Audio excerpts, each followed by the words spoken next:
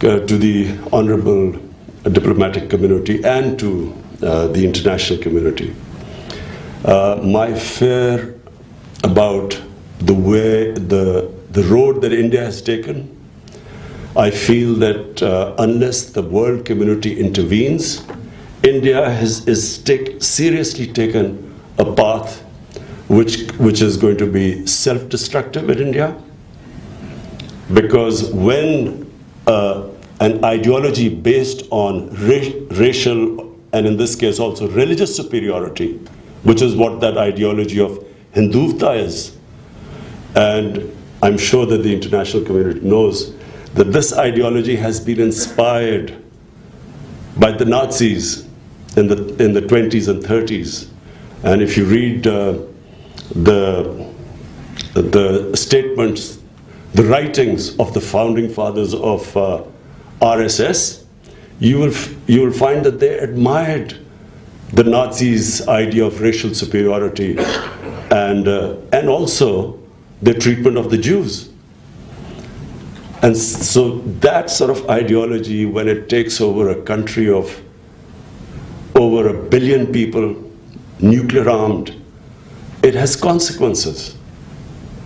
And therefore, I've been since 5th August last year, when Kashmir was unilaterally annexed, violating United Nations resolutions, bilateral agreement, similar agreement with Pakistan, revoking their own constitution, Article 370.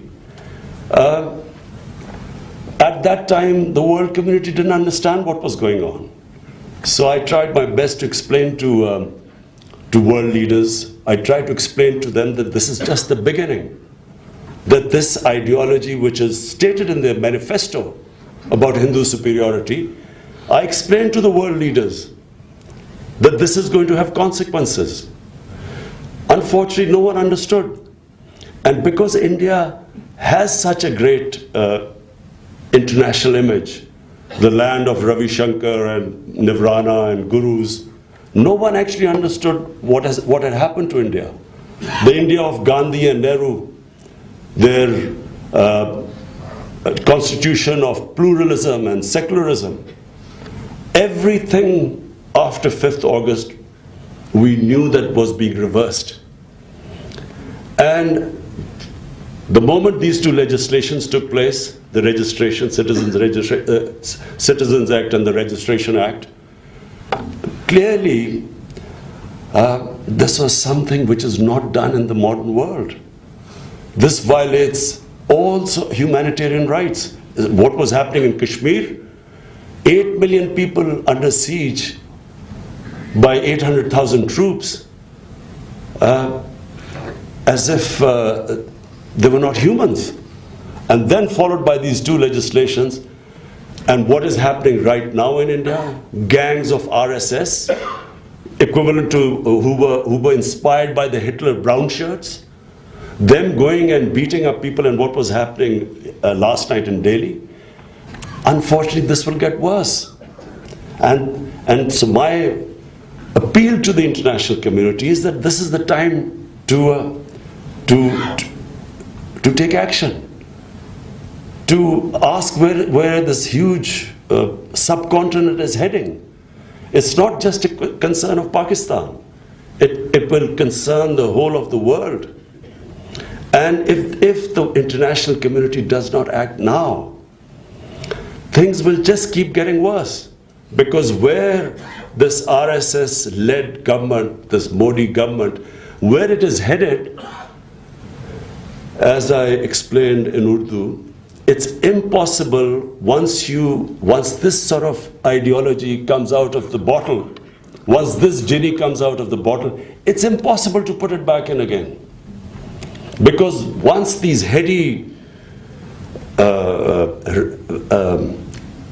concepts of racial superiority, ultra-nationalism, once they get out from, as I said, from the bottle, it's not possible to again tell them that no, we got it wrong. And so, with such a huge minority which will be excluded, and you're talking about 500 million people, including 200 million Muslims, Sikhs, Christians, Dalits, tribals. This is over 500 million people which will be excluded from the mainstream according to the Hindutva ideology. So what are the consequences of this? What we saw in Delhi last night is just the beginning. I don't see how this is going to stop. I don't see how, from where the Modi government has gone, how it will take back these two legislations.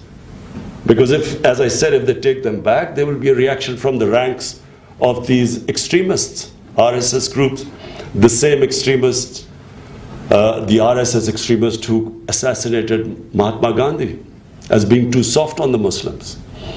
And therefore, I feel that the international community must take notice, or if not, if they don't act right now, at least they should observe what is going on. And my contention is it will only get worse, because I don't see how where India is headed, how they are going to reverse this situation.